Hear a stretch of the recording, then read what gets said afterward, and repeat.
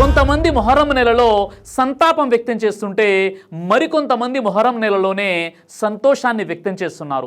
సంతాపం వ్యక్తం చేసేవారు చెప్పే విషయం ఏంటంటే ఇమాం హుసేన్ రదియల్లాహు అన్హు వారి యొక్క షహాదత్ వీరమరణం అనేది మొహరం నెలలోనే జరిగింది కాబట్టి మేము సంతాపం వ్యక్తం చేస్తున్నామని అంటుంటే, సంతోషాన్ని వ్యక్తం చేసేవారు ఇస్లామియా క్యాలెండర్ ప్రకారంగా మొహరం నెల మొదటి నెల కాబట్టి మేము హ్యాపీ న్యూ ఇయర్ జరుపుకోమండి, అందుకే మేము మొహరం గ్రీటింగ్స్ని పంచుకుంటున్నామని వీరు అంటున్నారు. వీరు ఇరువురి వద్ద కూడా సరైనటువంటి జ్ఞానం లేదు. ఏ విధంగానైతే క్రైస్తవులు క్రిస్మస్ వేడుకలు జరుపుకుంటున్నారో అదేవిధంగా కొంతమంది ప్రవక్త పుట్టినరోజులు కూడా జరుపుకుంటున్నారు. ఈ విధంగా ఒకరిని మించి ఒకరు మీరు అలా చేస్తే మేము ఇలా చేస్తామని చెప్పి చేస్తున్నారే తప్ప ఖురాన్ మరియు సున్నత్లో దీనికి ఆధారాలు ఉన్నాయా లేవని ఆలోచించడం లేదు. వాస్తవంగా మొహర్రానికి సంబంధించి ప్రవక్త వారి హదీసుల్లో ఖురాన్లో ఉన్నటువంటి విషయం ఏంటి? ఇస్లామియా చరిత్రలోనే రెండు అతిపెద్ద సంఘటనలు యోమే ఆషురా మొహరం యొక్క 10వ తేదీతో ముడిపడి ఉన్నాయి.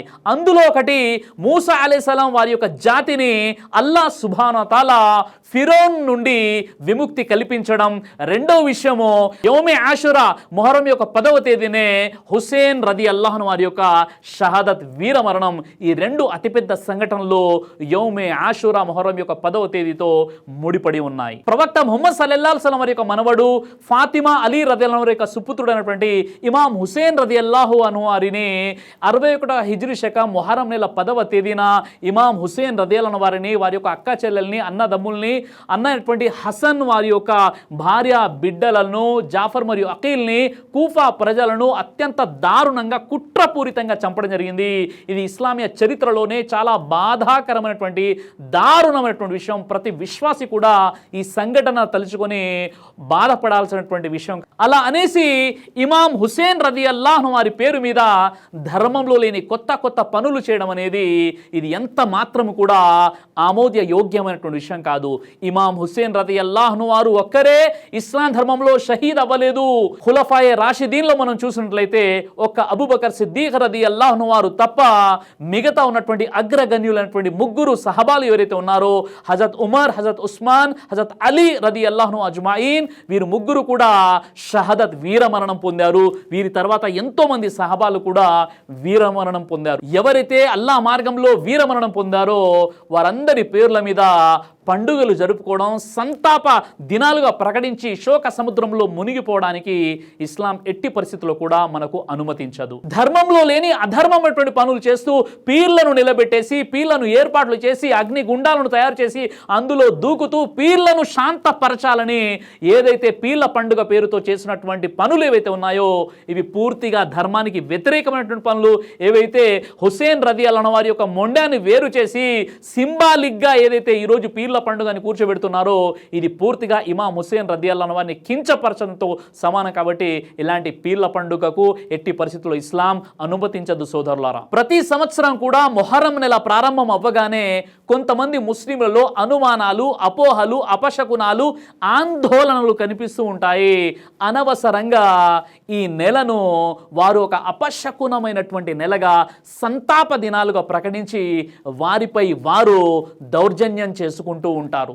ఈ విధంగా మొహర్రం నెలను అపశకునంగా భావించేటటువంటి ముస్లిం ఇళ్లలో ఎవరైనా ఈ నెలలో పిల్లలు పుడితే ఆ పిల్లలు గనక ఎక్కువగా ఏడ్చినట్లయితే సంతాప దినాలు కదా, అందుకే ఈ బాబు ఏడుస్తున్నాడు అని అంటారు. అంతగా అజ్ఞానంలో ఉండిపోతారు వారు.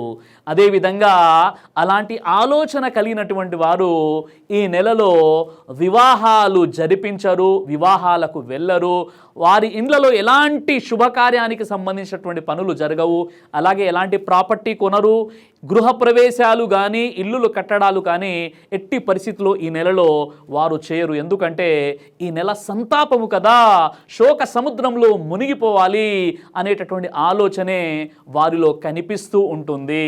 అందుకే ఎవరైనా పెళ్లి చూపులు అయినా, శుభకార్యాలు అయినా, ఏదైనా గృహప్రవేశము అయినా, ఇల్లు కట్టుకోవాలి అయినా, ఏదైనా ఒక మంచి పని చేయాలంటే మొహర్రం కదా, చేయకూడదండి, తప్పండి, సంతాప దినాలండి అని పైగా వారికి తెలియని విషయాన్ని ఇతరులకు కూడా మార్గభ్రష్టత్వం వైపునకు నడిపించే ప్రయత్నం చేస్తూ ఉంటారు.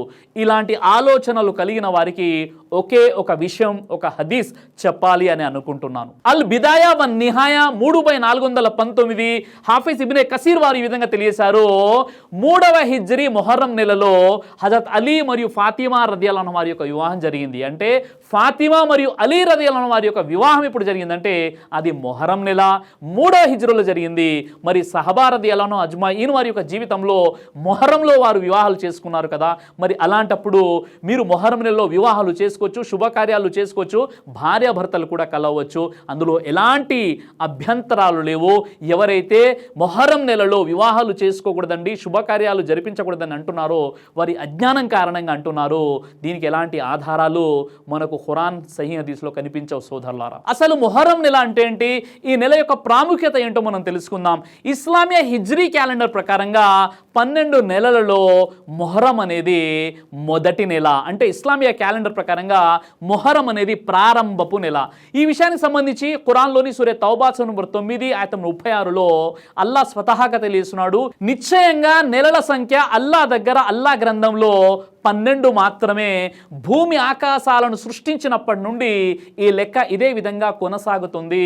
అందులో 4 నెలలు గౌరవప్రదమైనటువంటివి. కాబట్టి ఈ 4 నెలల్లో మిమ్మల్ని మీరు అన్యాయం చేసుకోకండి అని అల్లాహ్ ఖురాన్లో తెలియజేస్తున్నాడు. అంటే ఒక విశ్వాసి అనబడేవాడు ఎల్లప్పుడూ కూడా ప్రతిరోజు కూడా పాపాలకు దూరంగా ఉండాలి.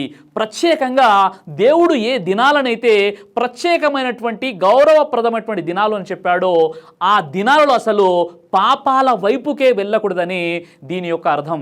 ఏ విధంగానైతే ప్రత్యేక దినాలలో మనము మంచి పనులు చేస్తే దాని స్థానాలు ఏ విధంగానైతే పెరుగుతాయో ఆ దినాలలో చెడు చేస్తే కూడా, పాపాలు చేస్తే కూడా వాటి స్థాయి కూడా పెరుగుతుంది. ఏ విధంగానైతే మీరు హుదుదే హరంలో ఉన్నారు, మక్కాలో ఉన్నారు, అక్కడ 2 రకాతుల నమాజులు చదివితే 1,00,000 నమాజులు చదివిన దాంతో సమానం అని చెప్పారు. అక్కడికి వెళ్ళి ఒక పాపం చేస్తే కూడా ఆ పాపం యొక్క స్థాయి కూడా పెరిగిపోతుందని ధార్మిక పండితులు చెప్పారు. కాబట్టి ఈ పవిత్ర దినాలు, రోజులు ఏవైతే ఉన్నాయో ఈ రోజుల్లో మనిషి పాపాలకు దూరంగా ఉండాలని అల్లాహ్ సుబ్హానహు వ తఆలా ఆదేశిస్తున్నాడు. సహీ బుఖారీ హదీస్ నంబర్ 3197 హజరత్ అబూ బకర్ రదియల్లాహు అన్హు వారి ఉల్లేఖనం ప్రకారంగా ఇస్లామియా మాసాలలో 4 నెలలు గౌరవప్రదమైనటువంటివి మరియు నిషిద్ధమైనటువంటివి.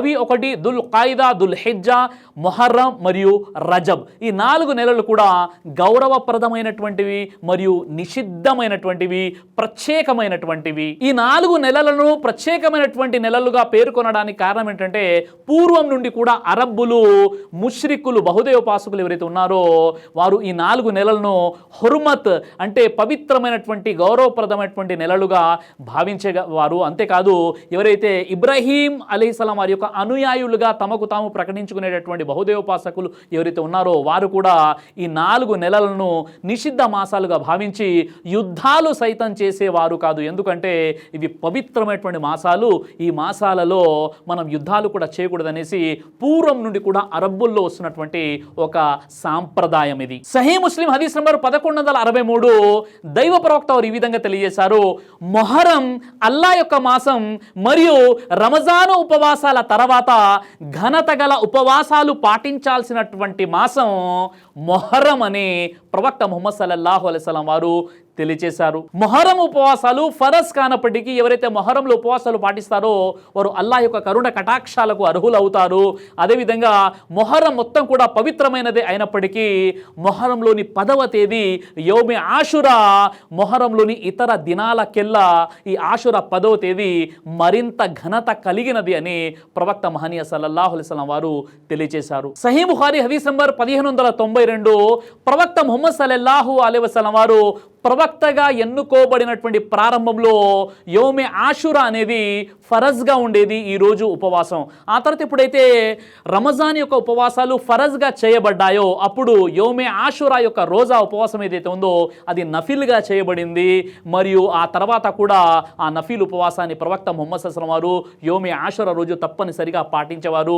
సహబాలు కూడా పాటించేవారు. అయితే యోమే ఆషురా రోజు అరబ్బులు కాబాపై వస్త్రం కూడా వేసేవారు.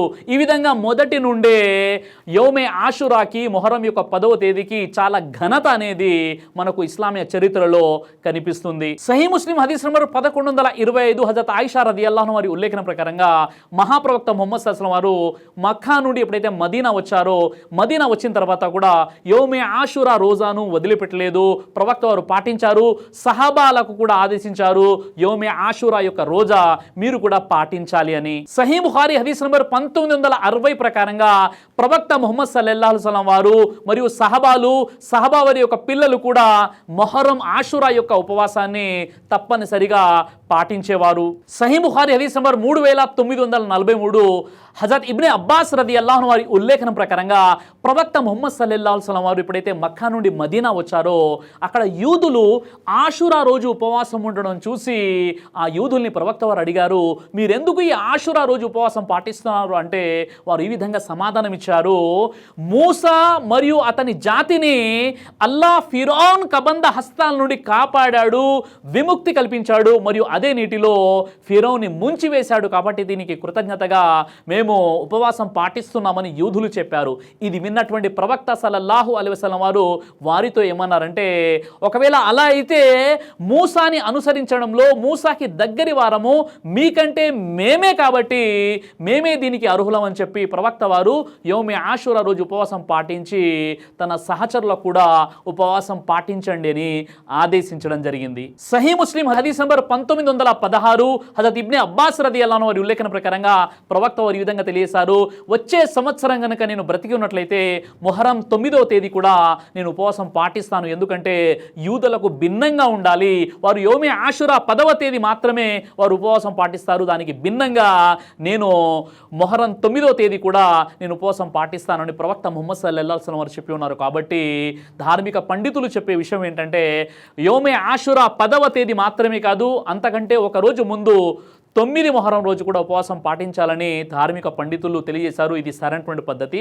మరికొంతమంది చెప్పే విషయం ఏంటంటే, ఒకవేళ 9, 10 ఉండడం మీకు కష్టంగా ఉంటే 10, 11 ఉండాలి అని చెప్పారు. కానీ సరైనటువంటి విధానం ఏంటంటే ప్రవక్త వారు చెప్పారు, ఒకవేళ నేను బ్రతికి ఉన్నట్లయితే మొహరం 9వ తేదీ కూడా, అంటే 10 కంటే ఒక రోజు ముందు మొహరం 9వ రోజు కూడా నేను ఉపవాసం ఉంటానని చెప్పారు. కాబట్టి మనకు ఉత్తమమైనటువంటి పద్ధతి ఏంటంటే మొహరం 9 మరియు మొహరం 10 మనం ఉపవాసాలు పాటించాలి. సహీ ముస్లిం హదీస్ నంబర్ 1162లో దైవ ప్రవక్త ముహమ్మద్ సల్లల్లాహు అలైహి వసల్లం వారు ఈ విధంగా తెలియజేశారు, ఎవరైతే ఆషురా రోజు ఉపవాసం పాటిస్తారో వారి గతించిన ఒక సంవత్సరం పాపాలు క్షమించబడతాయని దైవ ప్రవక్త ముహమ్మద్ సల్లల్లాహు అలైహి వసల్లం వారు తెలియజేశారు. అంటే ఈ పాపాలు అనేది గునాయే కబీరా కాదు, గునాయే సగీరా అని ధార్మిక పండితులు తెలియజేశారు. గునాయే కబీరా అంటే వ్యభిచారము, హత్య చేయడము, దొంగతనం చేయడము, తల్లిదండ్రుల అవిధేయత, పెద్ద పెద్ద పాపాలు ఏవైతే ఉన్నాయో గునాయే కబీరా, ఇవి కఫారా ద్వారా, ప్రాయశ్చితం ద్వారా క్షమించబడేటటువంటి పాపాలు.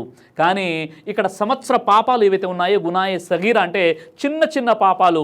ప్రతిరోజు మనిషి ఏదైతే కొన్ని చిన్న చిన్న పాపాలు చేస్తుంటాడో ఆ సంవత్సరం గతించిన పాపాలన్నీ కూడా క్షమించబడతాయి. యోమే ఆషురా అంటే 10, అదేవిధంగా మొహరం 10వ తేదీ ఎవరైతే ఉపవాసం పాటిస్తారో వారి గతించిన సంవత్సరం పాపాలు క్షమించబడతాయని ప్రవక్త ముహమ్మద్ సల్లల్లాహు అలైహి వసల్లం వారు తెలియజేశారు. అల్లాహ్ సుబ్హానహు వ తఆలా ఈ యోమే ఆషురా రోజా పాటించే సద్బుద్ధిని ప్రసాదించుగాక. కాబట్టి ప్రతి వ్యక్తి కూడా తప్పనిసరిగా ఈ 2 రోజులు ఉపవాసం పాటించేటటువంటి ప్రయత్నం చేయండి. అల్లాహ్ సుబ్హానహు వ తఆలా మీకు, నాకు, మనందరికీ కూడా ఈ యోమే ఆషురా ఉపవాసం పాటించేటువంటి సద్బుద్ధిని ప్రసాదించుగాక. ఆమీన్ యా రబ్బుల్ ఆలమీన్. దైవ ప్రవక్త ముహమ్మద్ సల్లల్లాహు అలైహి వసల్లం వారు తెలియజేశారు, కడుపుకు సంబంధించినటువంటి అన్ని రకాల వ్యాధులకు అద్భుతమైనటువంటి ఔషధం తల్బీనా. ఇది దైవ ప్రవక్త వారి సున్నత్, మంచి ఆహారం, ఇమ్యూనిటీ బూస్టర్, ఇందులో షిఫా ఉంది. ఇది మంచి ఔషధంగా కూడా పనిచేస్తుంది. కాబట్టి పిల్లలు అయినా పెద్దలు అయినా ఎవరైనా దీనిని ఉపయోగించవచ్చు. అలాగే ఖురాన్లో దైవం తెలియజేశాడు, తేనెలో మీకు స్వస్థత ఉంది అని. కాబట్టి స్వచ్ఛమైనటువంటి తేనె కోసం మీరు సంప్రదించండి. అలాగే షాహీ హల్వాను మీరు తప్పనిసరిగా ఉపయోగించి మీ దాంపత్య జీవితంలో మంచి అనుభూతిని పొందండి. ఇందులో ఎలాంటి సైడ్ ఎఫెక్ట్స్ లేవు. ఇది కంప్లీట్గా హెర్బల్ ప్రొడక్ట్స్తో తయారు చేయబడినటువంటిది. కాబట్టి ఇక్కడ కనిపిస్తున్నటువంటి ఈ నెంబర్స్కి కాల్ చేసి మీరు ఇప్పుడే ఈ ప్రోడక్ట్ని ఆర్డర్ చేసుకోవచ్చు. కొరియర్ ఫెసిలిటీ కూడా ఉంది.